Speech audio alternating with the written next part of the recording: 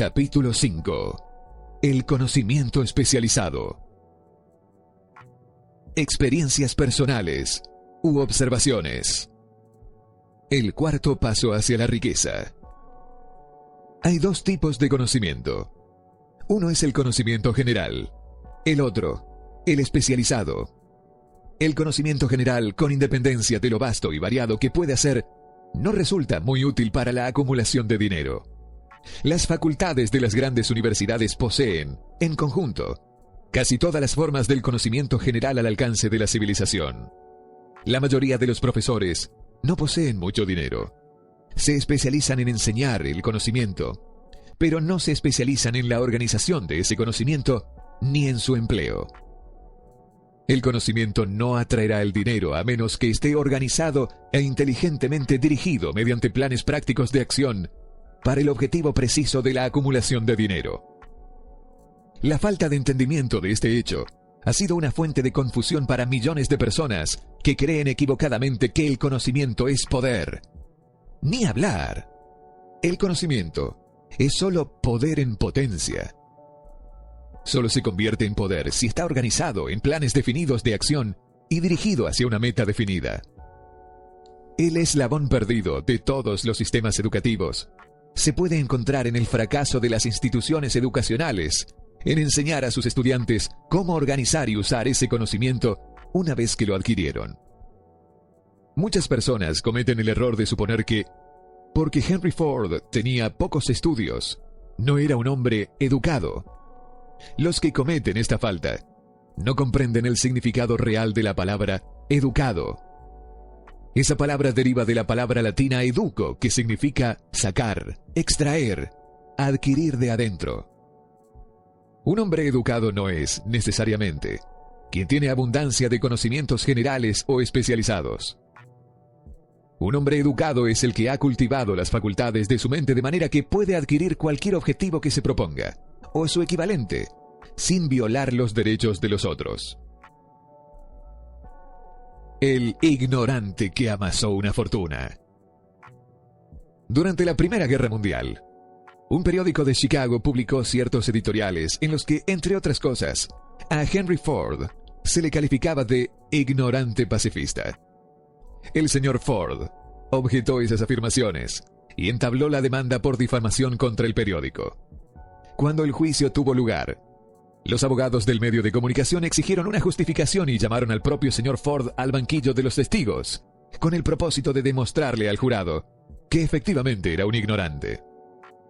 Los abogados le hicieron a Ford una gran variedad de preguntas, todas dirigidas a demostrar sin lugar a dudas que si bien quizá poseyese una cantidad considerable de conocimientos especializados en lo que se refería a una manufactura de automóviles, básicamente era un iletrado. A Ford le hicieron preguntas del estilo de ¿quién fue Benedict Arnold? ¿Y cuántos soldados enviaron los británicos a las colonias americanas para sofocar la rebelión de 1776?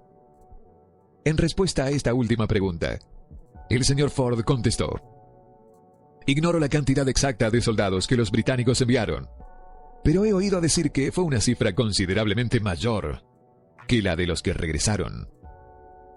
Al final, el señor Ford acabó por cansarse de este tipo de preguntas y, para contestar una particularmente ofensiva, se inclinó hacia adelante, señaló con el dedo el abogado que había hecho la pregunta y dijo: si de veras quisiera responder la pregunta boba que acaba de hacerme, o cualquiera de las otras que me ha hecho, permítame recordarle que en mi escritorio tengo una hilera de botones, y que apretando el adecuado, puedo llamar en mi auxilio a hombres capaces de responder cualquier pregunta que quiera hacerles en lo que concierne al negocio al que he dedicado casi todos mis esfuerzos.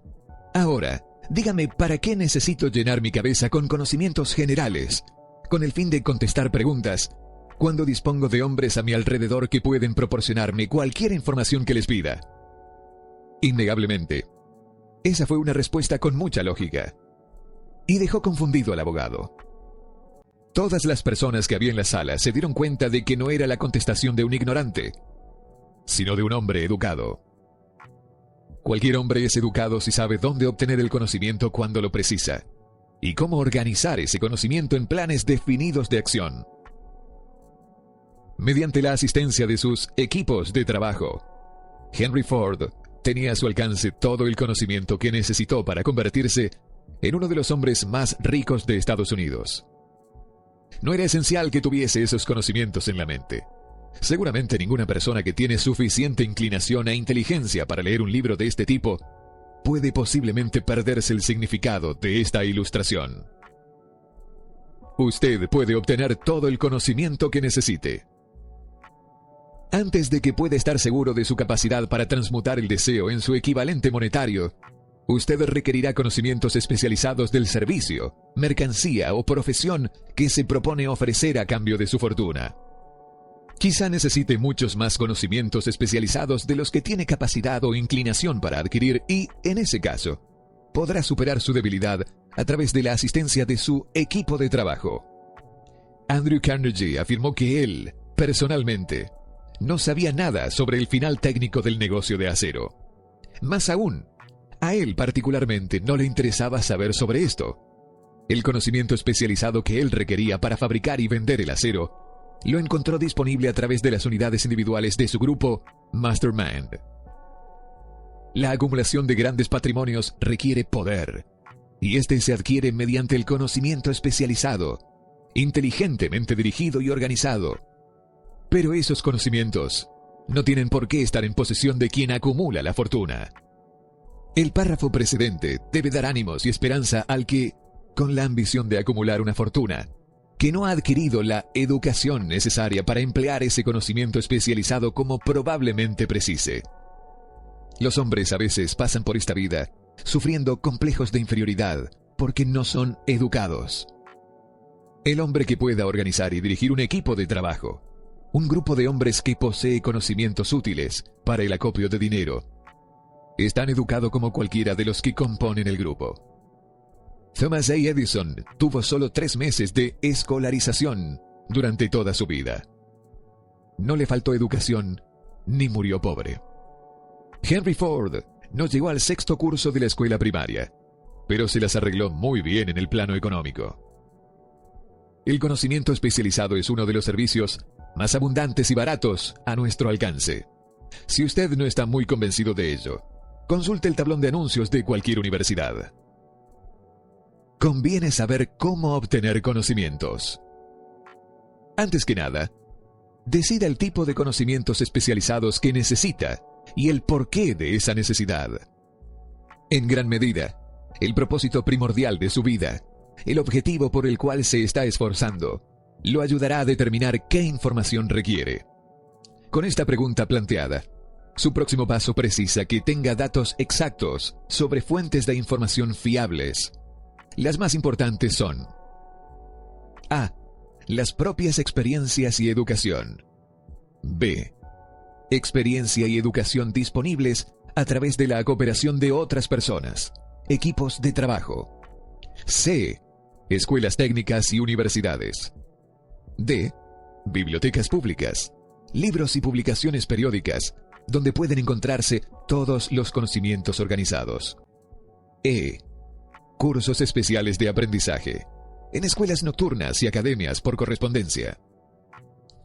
A medida que los conocimientos se van adquiriendo, deben organizarse con el fin de emplearlos para un propósito definido, mediante planes prácticos. El conocimiento no tiene otro valor que el que se puede aprovechar de su aplicación en aras de un objetivo meritorio. Si usted considera la posibilidad de cursar estudios adicionales, determine la finalidad por la que desea esos conocimientos que está buscando y, luego, averigüe dónde pueden obtenerse esa clase de conocimientos de fuentes fiables. En todos los niveles sociales, las personas que tienen éxito nunca dejan de adquirir conocimientos especializados relacionados con su objetivo principal, negocio o profesión. Aquellos que no triunfan suelen cometer el error de creer que la etapa de adquisición de conocimientos acaba cuando uno termina la escuela. La verdad es que la escuela hace muy poco más que mostrarnos el camino de cómo adquirir conocimientos prácticos. Con este mundo cambiante que comenzó al final del colapso económico, también vinieron cambios sorprendentes en las necesidades de educación. La orden del día es la especialización. Esta verdad fue puesta en evidencia por Robert P. Moore, antiguo director de empleo de la Universidad de Columbia, en un artículo periodístico. Los especialistas más buscados. Los candidatos más apetecidos por las agencias de empleo son los que se han especializado en algún campo. Diplomados en escuelas empresariales que tengan experiencia en contabilidad y estadística. Ingenieros de todo tipo, periodistas, arquitectos, químicos, y también líderes destacados y hombres mayores, enérgicos y activos. El hombre que ha sido activo durante sus estudios, cuya personalidad le permite llevarse bien con toda clase de gente y que ha hecho un trabajo adecuado con sus estudios, tiene un perfil más favorable que el estudiante estrictamente académico. Algunos, gracias a sus variadas calificaciones, han recibido múltiples ofertas de trabajo, y varios, hasta 6. Al apartarse del concepto de que el estudiante con buenas notas era sin duda el que iba a tener la opción de los mejores empleos, el señor Moore dijo que la mayoría de las compañías no solamente toman en cuenta los registros académicos, sino que también los registros de actividad y personalidades de los postulantes. En una carta al señor Moore, relativa a posibles egresados de su universidad, una de las mayores compañías industriales, líder en su campo, decía: "Estamos interesados sobre todo en encontrar hombres capaces de lograr progresos excepcionales en niveles de gerencia. Por esta razón, prestamos particular atención a cualidades de carácter, inteligencia y personalidad, por encima de formaciones educacionales determinadas". Proposición de aprendizaje. Al proponer un sistema de aprendizaje para estudiantes en oficinas, tiendas y ocupaciones industriales durante las vacaciones estivales, el señor Moore afirmaba que, después de 2 o 3 meses de estudios universitarios, a cada estudiante hay que pedirle que elija un curso determinado para el futuro, o que abandone los estudios si no ha hecho más que derivar sin propósito definido por su currículum sin especialización académica. Los colegios y las universidades tienen que enfrentar la consideración práctica de que todas las profesiones y ocupaciones hoy en día exigen especialistas, decía, tratando de fomentar el hecho de que las instituciones educacionales acepten más directamente la responsabilidad de la orientación vocacional. Una de las fuentes más fiables y prácticas de conocimientos al alcance de aquellos que necesitan educación especializada son las escuelas nocturnas, que funcionan en muchas ciudades grandes. La enseñanza por correspondencia proporciona conocimientos especializados en cualquier sitio a donde llegue el correo, y sobre todo los temas que se pueden tratar por el método de enseñanza a distancia. Una de sus ventajas es la flexibilidad del sistema, que permite estudiar durante el tiempo libre. Otra ventaja de trabajar en casa, si ha elegido una academia adecuada, es el hecho de que la mayoría de los cursos que las academias de enseñanza por correo ofrecen incluyen generosos privilegios de consulta que pueden ser invaluables para quien necesita conocimientos especializados. Con independencia del lugar de residencia, uno puede aprovechar esas ventajas. Una lección de una agencia de cobros. Por lo general, se aprecia lo que se adquiere sin esfuerzo ni costo alguno. Y muchas veces se lo desacredita. Tal vez esta sea una de las razones por las que aprovechamos tan poco de nuestra increíble oportunidad en las escuelas públicas. La autodisciplina que uno recibe de un programa de estudios especializados compensa hasta cierto punto la oportunidad desperdiciada cuando el conocimiento estaba a nuestra disposición gratuitamente. Las escuelas por correspondencia son instituciones comerciales muy organizadas. Sus tarifas de matrícula y de enseñanza suelen ser tan bajas que se ven forzadas a insistir en la puntualidad y obligatoriedad de los pagos. El verse obligado a pagar, al margen de que se obtengan buenas notas o no, tiene sobre el estudiante el efecto de seguir adelante con el curso, incluso cuando desearía dejarlo. Las escuelas por correspondencia no han resaltado lo suficiente este punto, pero lo cierto es que sus departamentos de cobro constituyen la clase más exquisita de entrenamiento en aspectos tales como decisión, prontitud y el hábito de terminar lo que se empieza. Aprendí esto por experiencia propia hace ya más de 45 años. Me matriculé en un curso por correspondencia sobre publicidad. Después de haber terminado 8 o 10 lecciones, dejé de estudiar pese a lo cual la escuela no dejó de enviarme las facturas. Aún más, insistió en que yo efectuara mis pagos al margen de si continuaba estudiando o no. Decidí que, puesto que debía cancelar de todos modos un curso, a lo que me había comprometido legalmente, completaría las lecciones y obtendría por ellas el valor de mi dinero. En aquellos momentos, tuve la sensación de que el sistema de cobro de la escuela estaba demasiado bien organizado, pero más tarde aprendí en la vida que eso formó una parte valiosa de mi entrenamiento, para la cual no había tenido que pagar. Al verme obligado a pagar, seguí adelante y terminé el curso en cuestión. Más tarde descubrí que el eficiente sistema de pago de aquella escuela también fue provechoso para mí, puesto que acabé por recuperar con creces el dinero pagado, ganándolo gracias al curso de publicidad que había terminado con tan poca voluntad. El camino hacia el conocimiento especializado. Se dice que en Estados Unidos existe el mayor sistema de escuela pública del mundo. Una de las cosas más extrañas acerca de los seres humanos es que solo damos valor a lo que tiene un precio. Precisamente porque son gratuitas, las escuelas y bibliotecas públicas gratuitas de Estados Unidos no impresionan a la gente. Esa es la principal razón por la que a muchos les parece necesario adquirir conocimientos adicionales después de haber abandonado la escuela e iniciado la vida laboral. También es una de las razones principales por las que los patronos dan una mayor consideración a aquellos empleados que se matriculan en cursos por correspondencia.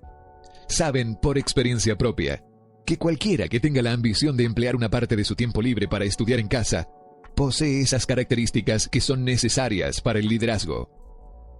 Hay en la gente una debilidad para la que no existe cura alguna. Es la debilidad universal de la falta de ambición.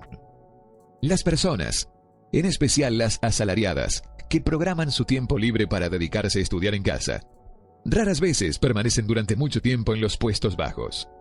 Su acción les abre el camino hacia la posibilidad de ascender, les elimina numerosos obstáculos y les permite ganarse el amistoso interés de quienes tienen el poder de colocarlos en el camino de la oportunidad. El método de estudiar en casa para obtener conocimientos resulta particularmente apropiado para las necesidades de las personas asalariadas que, tras haber abandonado la escuela, sienten la necesidad de adquirir conocimientos especializados, pero que no disponen de tiempo libre para volver a la escuela. La cambiante situación económica que prevalece desde la depresión han hecho necesario para miles de personas encontrar nuevas o adicionales fuentes de ingresos. Para la mayoría de estos, la solución a su problema podría ser encontrada solo al obtener un conocimiento específico. Se forzará a muchas personas a cambiar completamente su ocupación.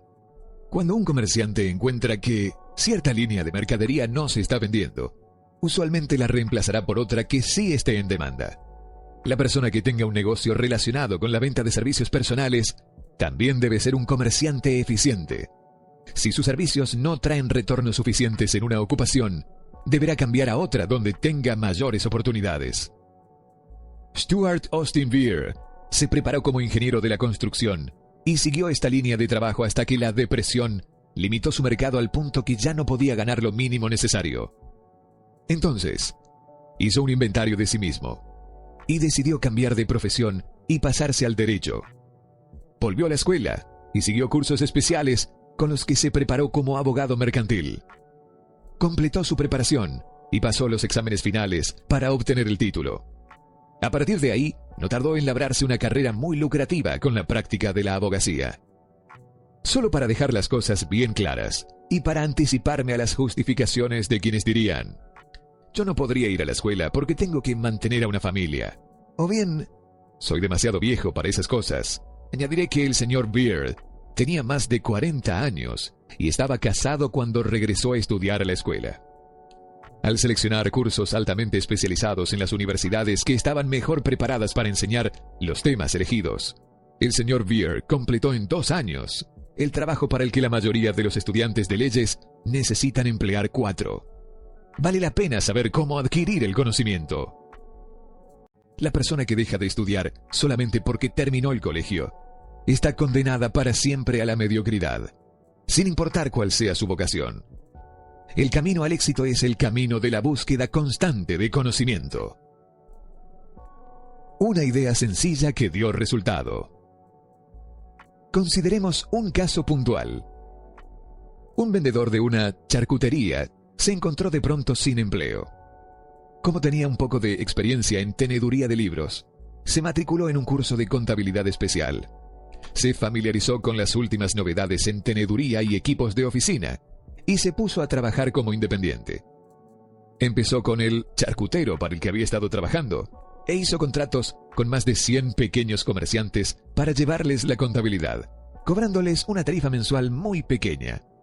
Su idea era tan práctica que pronto empezó a prepararse una oficina portátil en un pequeño camión de reparto, equipado con máquinas modernas de teneduría de libros. En la actualidad, dispone una flota de estas oficinas rodantes y cuenta con un extenso equipo de ayudantes. Así puede proporcionar a los pequeños comerciantes un servicio de contabilidad equivalente a los mejores, a un precio más que conveniente. El conocimiento especializado, sumado a la imaginación, fue el ingrediente de este negocio original y provechoso. El año pasado, el propietario de ese negocio pagó en impuestos sobre la renta casi 10 veces más de lo que el charcutero para quien trabajaba le pagaba cuando perdió su trabajo. El comienzo de ese lucrativo negocio fue una idea. Ya que tuve el privilegio de proporcionarle esa idea al vendedor sin empleo, me tomo ahora el privilegio mayor de sugerir otra idea que entraña la posibilidad de ingresos incluso mayores.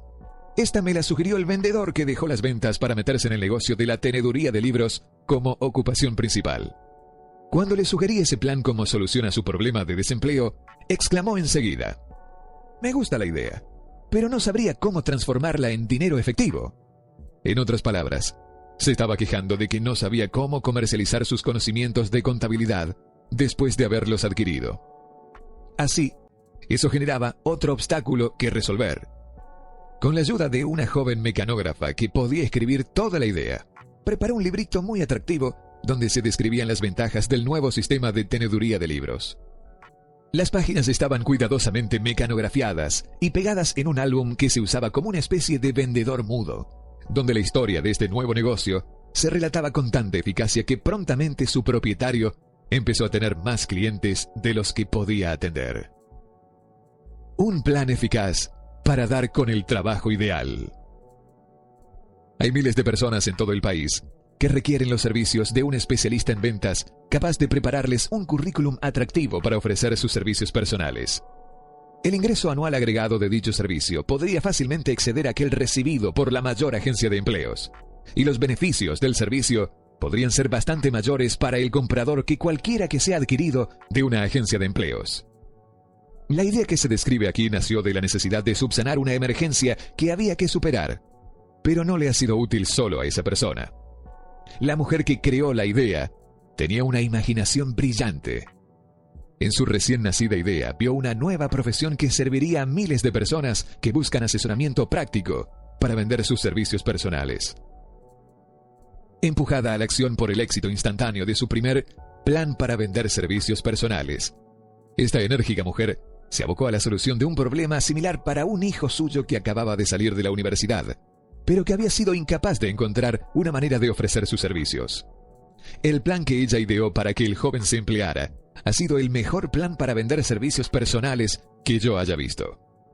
Cuando completó el currículum, contenía 50 páginas de información mecanografiada, perfectamente organizada, que contaba la historia de las capacidades innatas de su hijo, sus estudios, sus experiencias personales y una gran variedad de otras informaciones demasiado largas para descubrirlas. El currículum además contenía una descripción completa del puesto de trabajo que su hijo deseaba y un esquema del plan que pondría en práctica para alcanzar ese puesto. La preparación del libro del currículum requirió varias semanas de trabajo, durante las cuales su creador enviaba a su hijo a la biblioteca pública casi a diario a buscar datos que ella necesitaba para preparar el plan de venta de sus servicios. También lo mandaba a visitar a todos sus competidores para el empleo, y de ellos reunió información vital en lo concerniente a sus métodos de venta, lo que fue de gran valor en la formación del plan que intentaba usar para alcanzar la posición que buscaba. Cuando el plan quedó listo, contenía más de media docena de excelentes sugerencias para uso y beneficio del aspirante al trabajo. No hay por qué empezar desde abajo.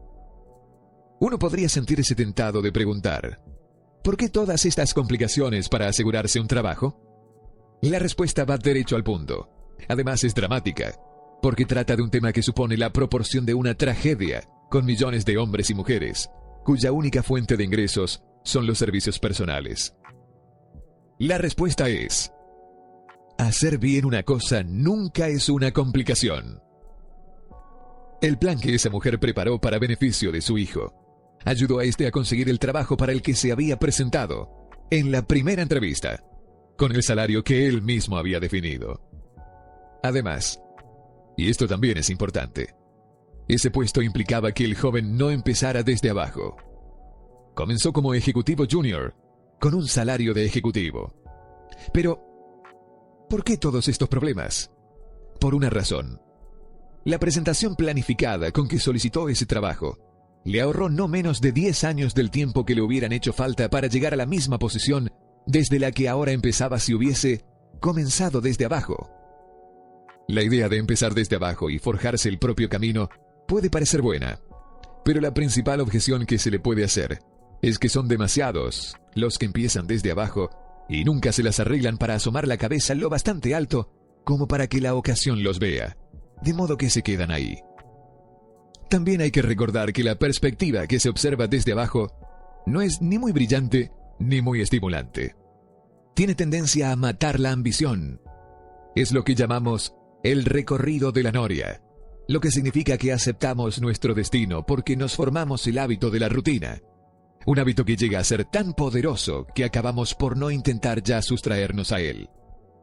Y esa es otra razón por la que conviene empezar 2 o 3 escalones por encima del de abajo.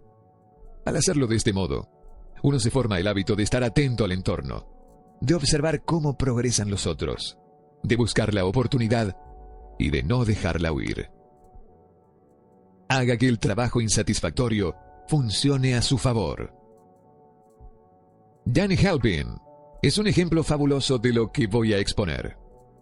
Durante sus años de universidad, trabajó como gerente del famoso equipo de fútbol Notre Dame, que fue campeón nacional en 1930, cuando se encontraba bajo la dirección de Knut Rockne. Tal vez él fue inspirado por el gran entrenador de fútbol para apuntar alto, y no errores de derrotas temporales que llevan al fracaso, igual que Andrew Carnegie, el gran líder industrial que inspiró a sus jóvenes negociantes a fijarse metas elevadas. Halpin terminó sus estudios universitarios en un momento sumamente desfavorable, pues la depresión había creado una grave cesantía, así que, después de aventurarse un poco en las inversiones y en el mundo del cine, aprovechó la primera oportunidad con un futuro potencial, vendiendo audífonos a comisión. Cualquiera podía empezar en un trabajo como ese, y Halpin lo sabía, pero ese trabajo le bastó para abrir las puertas a la oportunidad. Durante casi 2 años, siguió haciendo lo mismo de mala gana, y nunca hubiera progresado si no hubiese hecho algo con respecto a su inconformidad. En un principio aspiró al puesto de gerente de ventas de su compañía, y obtuvo el trabajo. Aquel paso hacia arriba lo colocó lo bastante por encima de los demás, como para permitirle ver una oportunidad todavía mayor. Además, lo puso en un lugar donde la oportunidad podía verlo. Alcanzó una cifra tan elevada de ventas de audífonos que A.M. Andrews, el directivo principal de Dictograph Products Company, una empresa competidora de la compañía para la que Halpin trabajaba, quiso conocer a ese hombre llamado Dan Halpin, que estaba aumentando tanto las ventas de la Dictograph Company. Mandó llamar a Halpin. Cuando la entrevista terminó, Halpin era el nuevo gerente de ventas de la Acousticon Division. Entonces, para poner a prueba los bríos del joven Halpin, Andrews se fue por 3 meses a Florida, dejándolo a su suerte, a ver si nadaba o se hundía. Pero no se hundió. La filosofía de Knut Rockne de que todos adoran al ganador, pero no tienen tiempo para el perdedor, lo inspiró para esforzarse tanto que lo eligieron vicepresidente de la compañía, un puesto que muchos hombres estarían muy orgullosos de lograr tras 10 años de leales esfuerzos. Halpin consiguió eso en poco más de medio año.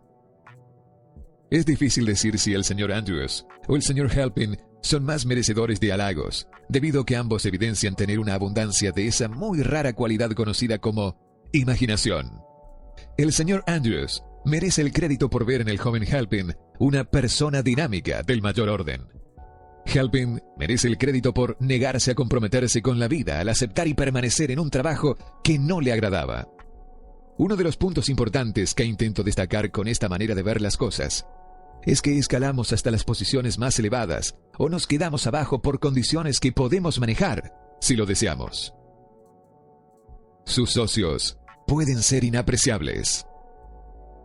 También estoy tratando de destacar otro tema, y es el siguiente. Tanto el éxito como el fracaso son, en gran parte, fruto de la costumbre. No me cabe ninguna duda de que la estrecha asociación de Dan Halpin con el mejor equipo de Estados Unidos plantó en la mente de Halpin el mismo tipo de deseo por destacar que hizo del Notre Dame un equipo mundialmente famoso. Desde luego, hay algo en la idea del culto al líder que resulta útil en el supuesto de que uno admire a los ganadores. Mi creencia en la teoría de que las asociaciones comerciales son factores vitales, tanto en el fracaso como en el éxito, fue claramente demostrada cuando mi hijo Blair estuvo negociando con el señor Halpin su puesto de trabajo. Halpin le ofreció un sueldo inicial de más o menos la mitad de lo que hubiera obtenido en una compañía rival. Yo ejercí mi presión como padre para inducirlo a aceptar su trabajo junto a Halpin, porque estoy convencido de que el vínculo estrecho con alguien que se niega a comprometerse con circunstancias que no son de su agrado es un bien que nunca se puede medir en términos de dinero. Estar abajo es hallarse en un sitio pesado, inaprovechable y monótono para cualquiera.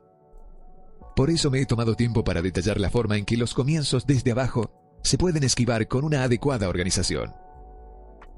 También esta es la razón por la que se ha dedicado tanto espacio a la descripción de esta nueva profesión, creada por una mujer que se inspiró en hacer un trabajo fino de planificación, debido a que quería que su hijo tuviera un favorable descanso.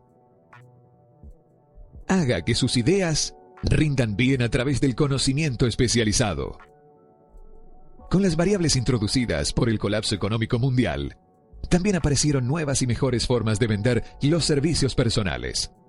Es difícil establecer por qué alguien no ha descubierto antes esta estupenda necesidad, en vista del hecho que más dinero ha cambiado de manos en retorno por servicios personales que por cualquier otro propósito. La suma pagada mensualmente para las personas que trabajan por un sueldo y salario es tan grande que llega a cientos de millones, y la distribución anual llega a billones. Tal vez algunos encontrarán en la idea descrita acá concisamente el núcleo de la riqueza que tanto desean. Ideas con mucho menos mérito han sido las bases sobre las que han nacido grandes riquezas. Por ejemplo, la idea de la tienda de 5 y 10 centavos de Woolworth ha tenido bastante menos mérito, pero acumuló una fortuna para su creador. Aquellos que vieron una oportunidad latente en esta sugerencia encontrarán una valiosa ayuda en el capítulo de planificación organizada. A propósito, un comerciante eficiente de servicios personales encontrará una demanda creciente para sus servicios donde sea que hayan hombres y mujeres en busca de mercados más atractivos para entregar sus servicios. Al aplicar el principio Mastermind, unas pocas personas con talento adecuado podrían formar una alianza y tener un negocio con ganancias muy rápidamente. Uno necesitaría ser un escritor justo, con un instinto para la publicidad y la venta, diestro al mecanografiar y escribir a mano, y uno debería ser una persona con iniciativa en los negocios de primera clase, que hará que el mundo sepa sobre el servicio. Si una persona tiene todas estas habilidades, podría llevar a cabo el negocio sin ayuda, hasta que él mismo lo sobrepase. La mujer que preparó el plan de ventas de servicios personales para su hijo recibe ahora cartas de todas las partes del país en las que le piden su cooperación para preparar planes similares para otros que quieren comercializar sus servicios personales por más dinero. Ella tiene un personal de dactilógrafos, artistas y escritores especializados y hábiles en dramatizar la historia de casos en forma tan efectiva que los propios servicios personales se pueden vender por mucho más que los salarios de mercado para servicios similares. Ella está tan confiada en su habilidad que acepta, como la mayor porción de su honorario, un porcentaje del aumento del pago que ayuda a ganar a sus clientes. No debe suponerse que su plan consista solo en una política de ventas inteligente, mediante la cual ayuda a las personas a pedir y recibir más dinero por los mismos servicios por los que hasta ahora habían ganado menos. Se hace cargo de los intereses del contratante, además de los del vendedor de los servicios personales, y prepara sus planes para que el empleador reciba un valor contundente por el dinero adicional que paga.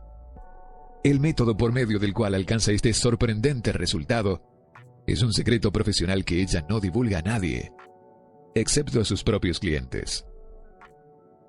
Si usted tiene imaginación y busca una salida más provechosa para sus servicios personales, esta sugerencia puede ser el estímulo que ha estado buscando. La idea es capaz de proporcionarle unas entradas mucho mayores que las del médico, el ingeniero o el abogado estándar, cuya educación ha requerido varios años de universidad. La idea es vendible a aquellos que buscan nuevas posiciones, en prácticamente todas las que requieren habilidades gerenciales o ejecutivas, y quienes desean el reordenamiento de los ingresos en sus actuales trabajos. No existe un precio fijo para las buenas ideas. Detrás de todas las ideas hay conocimientos específicos. Por desgracia, para aquellos que no encuentran riqueza en abundancia, el conocimiento especializado es más abundante y se adquiere con mayor facilidad que las ideas. Debido a esta verdad universal, hay una gran demanda y oportunidades cada vez mayores para los que son capaces de ayudar a los demás a vender ventajosamente sus servicios personales. La capacidad entraña imaginación, cualidad necesaria para combinar los conocimientos especializados con las ideas en forma de planes organizados, pensados para alcanzar la fortuna. Si usted tiene imaginación, este capítulo puede presentarle una idea que sea suficiente para servirle como punto de partida a las riquezas que desea. Recuerde que la idea es la pieza principal. Los conocimientos especializados se pueden encontrar a la vuelta de la esquina, de cualquier esquina.